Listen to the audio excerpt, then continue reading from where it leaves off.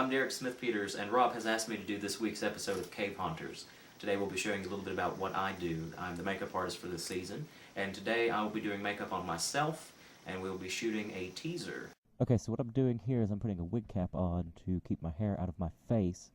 Only problem with that is wig caps fall off real quick if you don't pin them down, which I did, and you can see my wig cap's already starting to slip. But after I took that off, what we're doing here is we're applying base. That's the first thing you need to put on is your base. Get a good full coverage over your entire face. Remember to get in your, on your eyelids, underneath your nose. Go down your chin and neckline. I didn't do it for this video, but for the actual thing I will. And the ears. I have a problem with my ears being real red a lot, so I use a lot of base on my ears, which you can see I'm doing that right there. And the other one. A lot of people say that you should powder between colors, but if you're using traditional grease paint like I'm using today, I don't powder between colors. But right now what I'm doing is I'm wrinkling my forehead, and I'm taking a highlight and furrowing my brows. And what I'm doing is I'm creating the wrinkles that I naturally have, and I'm just putting the highlight over top of that, instead of going in and drawing each individual highlight with a brush or something like that. Getting the bridge of my nose and my cheekbones. I got the nasolabial fold right there a couple of moments ago. After you do your highlights, make sure you get your chin as well. You want to go in and blend, make everything look real nice and smooth, and take out any really harsh edges unless you want to keep them there.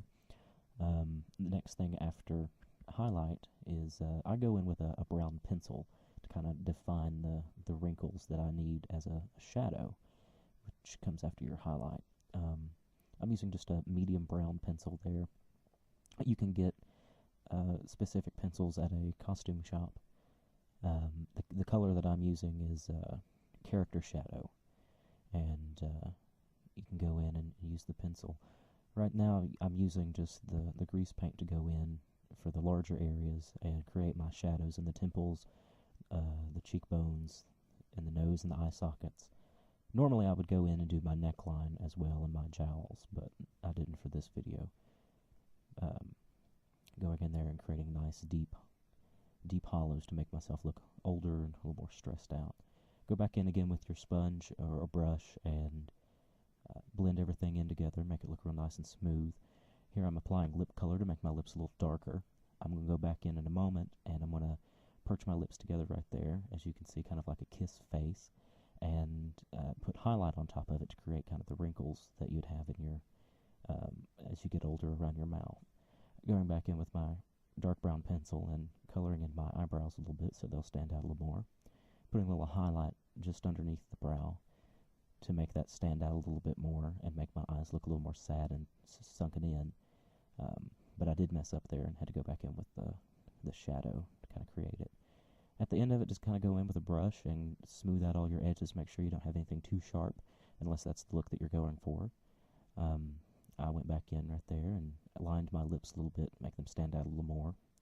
And I will go back in with a different pencil and do my eyeliner. That's what I'm doing now. It's putting on a nice eyeliner. And just kind of touching up the wrinkles here and there that I kind of smoothed out a little too much. You can always go back in and add more, but you can never go back in and take off. That's a very bad thing to do. Go back in there and have to start over sometimes. I've done that many a time. And the last and final thing that I do is powder. Go in with a powder puff and just some loose powder. You can get pressed powder. Either one works. I use both. For this, I had loose powder. And just go in and set everything. It helps keep the makeup intact to where it doesn't run off. That's all I have for you today. Thank you for listening. Hello, I'm Dr. Gregory Holmes, the founder of Cave Hill Asylums. Today, I would like to thank you for taking your tour with us. A little bit of history about Cave Hill Asylum. We were established in 1969 because of my mother and father, who unfortunately themselves went insane. And at that time, I realized it was my life's journey to create a facility to take care of people who needed that extra care. So remember, we are here for you and your family.